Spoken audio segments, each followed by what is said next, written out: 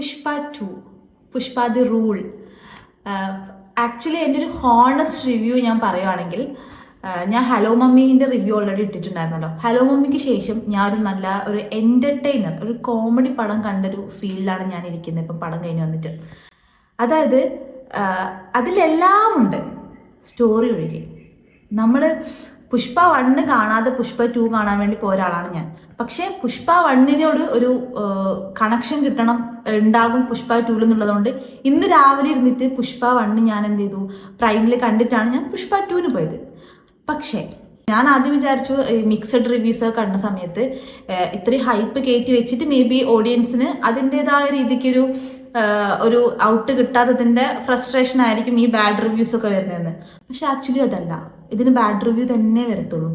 കാരണം നമുക്ക് സ്ക്രീനിൽ ഒരു നായകൻ, നമ്മൾ അത്രയും ആരാധിക്കുന്ന അല്ലെങ്കിൽ ഇഷ്ടപ്പെടുന്ന കുറേ ഫാൻസൊക്കെ ഉള്ള ഒരു നായകനാണെന്ന് വിചാരിക്കാം.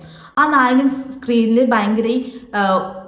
ഭയങ്കര ഹേർട്ടായിട്ട് ഇമോഷണലി ഡൗൺ ആവുന്ന സിറ്റുവേഷനിൽ കംപ്ലീറ്റ് ഓഡിയൻസ് അവിടെ ഇരുന്ന് ചിരിക്കുക, അങ്ങനത്തെ ഒരു സിറ്റുവേഷനാണ് ഞാൻ തിയേറ്ററിൽ കണ്ടത്. എനിക്കും അവിടുത്തെ ഇമോഷണൽ സിറ്റുവേഷൻസ് വരുന്ന സമയത്ത് ചിരിയാണ് വരുന്നത്. കാരണം ഒരു കോമഡി കാണുന്ന പോലെ നമുക്കൊരു ഫീൽ വരുന്നത്, വല്ലാണ്ട് വേറെ നമുക്കൊരു ഇമോഷണൽ ടച്ചസ് കാര്യങ്ങളൊന്നും വരുന്നില്ല. ഹോണസ്റ്റ് ആയിട്ട് പറയുകയാണെങ്കിൽ അത് അത്ര ഏറ്റില്ല. ഒരു നമുക്ക് ഓഡിയൻസിന് ഇഷ്ടപ്പെടുന്ന അല്ലെങ്കിൽ എന്താ അവർ അതിൽ ഉദ്ദേശിച്ചിരിക്കുന്നതെന്ന് എനിക്ക് നിങ്ങളുടെ അടുത്ത് പറയാൻ അറിയില്ല. കാരണം എനിക്കത് കൺവേ ചെയ്യാൻ വേണ്ടി പറ്റില്ല. ഒരു കോമഡി പടം കണ്ടിറങ്ങിയൊരു ഫീലിലാണ് ഞാൻ ആ തിയേറ്റർ മൊത്തം കണ്ടത്. പിന്നെ അവർ ആ ഒരു മൂവിയിൽ ഫൈറ്റ് ഉണ്ട്, കോമഡിക്ക് കോമഡി ഉണ്ട്, ഇമോഷണൽ ഉണ്ടെന്ന് എനിക്ക് പറയാൻ പറ്റില്ല. കാരണം ഇമോഷണൽ അവിടെ നമുക്ക് കിട്ടിയിരിക്കുന്നത് കോമഡിയാണ്. പിന്നെ ഉള്ളത് പാസം. അത് നമ്മളെ തെലുങ്ക് തമിഴ് മൂവീസിലൊക്കെ ഉള്ള ആ പാസം നല്ലോണം കൊണ്ടുവന്നിട്ടുണ്ട്. ആ പാസമാണ് ആ സിനിമയിൽ കൂടുതലുള്ളത്.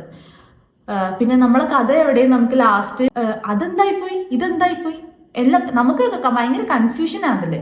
അതായത് നമ്മൾ സ്റ്റോറി അവർ എവിടേക്കൊക്കെ ഡ്രോപ്പ് ചെയ്തിട്ട് സ്റ്റോറിയായിട്ട് ഒരു ബന്ധമില്ലാത്ത കുറേ കാര്യങ്ങൾ അതിൽ കൊണ്ടുവന്നിട്ടുണ്ട്.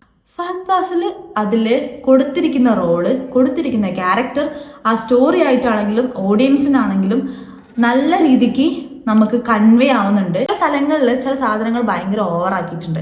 അതിലാണ് ഈ സോങ് ആണെങ്കിലും ഈ ഹീറോ എൻട്രീസ് ആണെങ്കിലും അല്ലെങ്കിൽ ഈ ഡ്രാമ പോലെ ക്രിയേറ്റ് ചെയ്യുന്നതാണെങ്കിലും.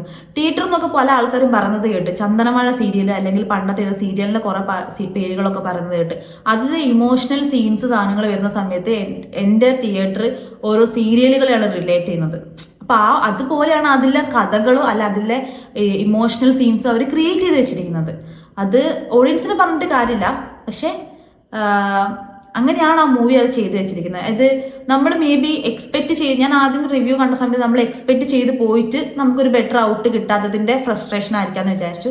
പക്ഷെ അതല്ല, ഇത് നമ്മൾ എക്സ്പെക്ട് ചെയ്തതിൻ്റെ കുഴപ്പമല്ല, അവർ ഹൈപ്പ് കയറ്റിയതിൻ്റെ കുഴപ്പമാണെന്നാണ് എനിക്ക് തോന്നുന്നത്. കുറേ ഭയങ്കര എന്തോ വലിയ സംഭവമായി വരാൻ വേണ്ടി പോകുന്നു എന്ന് പറഞ്ഞത്, അതായത് പുലി വരുന്നെന്ന് പറഞ്ഞിട്ട് ഒരു ആട്ടിൻകുട്ടീനെ കൊണ്ടുവന്നിട്ടുള്ള അവസ്ഥ എന്താ, അതാണ് അവിടെ ഉണ്ടായിരിക്കുന്നത്. ഭയങ്കര മസ്റ്റ് വാച്ച് തിയേറ്റർ മൂവിയാണെന്നൊന്നും എനിക്ക് തോന്നുന്നില്ല.